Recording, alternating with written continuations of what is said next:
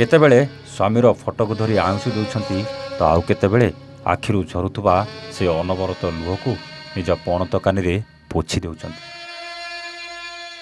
केतेबेले स्वामी को मने पकई से भंगा ददरा घरे बसी रहिचंती तो आउ केतेबेले मो स्वामी को किए देखिछ बोली पचारि पचारि स्वामीर फोटो को धरी सबुआडे घूरी बुलुचंती।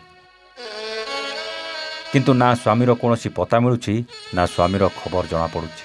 दर्शक बंधु कला किटिमिटी राति रे हाथ में कागज खंडिए धरी थाना आगे ठिया होइतिबा ए महिला हेउचंती केशवती, जे कि अनेक वर्ष हेब तल सरदार नामक ए व्यक्ति को विवाह करी एकाठी रही आसुले। किंतु आज भाग्य तांको ठारू तांको स्वामी को जमिति कुआडे छड़ाई नेछि। सूचना अनुसार केशवती और तांको स्वामी तल सरदार अनुगुल जिला नालको थाना अंतर्गत धड़ा हंटिंग रे बहु वर्ष हेब बसवास करि आसुले। किछि दिन पूर्वे पाख अंगारबंध ग्रामर भुवन बेहरा नामक जड़े व्यक्ति चूड़ी बेपार करिजिबा कही स्वामी तल सरदार को गत जनवरी मास 24 तारिख में घर डाकी नेथिला।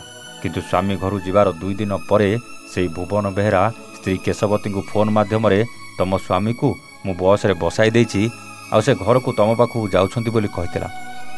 किंतु एते दिन बीती जायतिला बेले केशवती को स्वामी आ घर को फेरी नथिले। तेबे काले तांको स्वामी निज गाँ मयूरभंज पळाइथिबे भाबी फोन माध्यम पचारि बुझिथिले मध्य सेठाकु तांको स्वामी जाई नथिबा स्त्री शुणिथिले।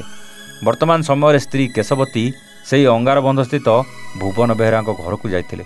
किंतु सेठारे मध्य भुवन को घरे ताला झुलुथिबार देखि घर को फेरिथिले। एमिति सबु जगारु निराश होई फेरिबा परे गत फेब्रुआरी 3 तारिख में स्त्री केशवती नालको थाना द्वारस्थ होई स्वामी को निखोज हेबा लिखित अभियोग करथिले। इतिमध्य अभियोगर प्राय अनेक दिन बीती जाइथिले मध्य पुलिस स्वामी तल सरदार को कौनसी संधान पाई पार नाहंती, जहाँकि पुलिस कार्यदक्षता उपरे प्रश्नवाची सृष्टि करुछि। अन्य पक्षरे केशवती को कौनसी पिलाछुआ नथिबा बेले बेसहारा केशवती निज स्वामी को फोटो को धरी सेमिति आखिरु लुह झराउछंती। आउ मो स्वामी को खोजी आनिबाको कोहभरा कंठरे पुलिस सहित गणमाध्यम आकुल निवेदन करिसेंती। खाली देखिबाको बाकी रहिला केबे केशवती को स्वामी को खोजी बाहर करुछि पुलिस। अनुगुल ललाटेन्दु नायक रिपोर्ट A1 ओडिया।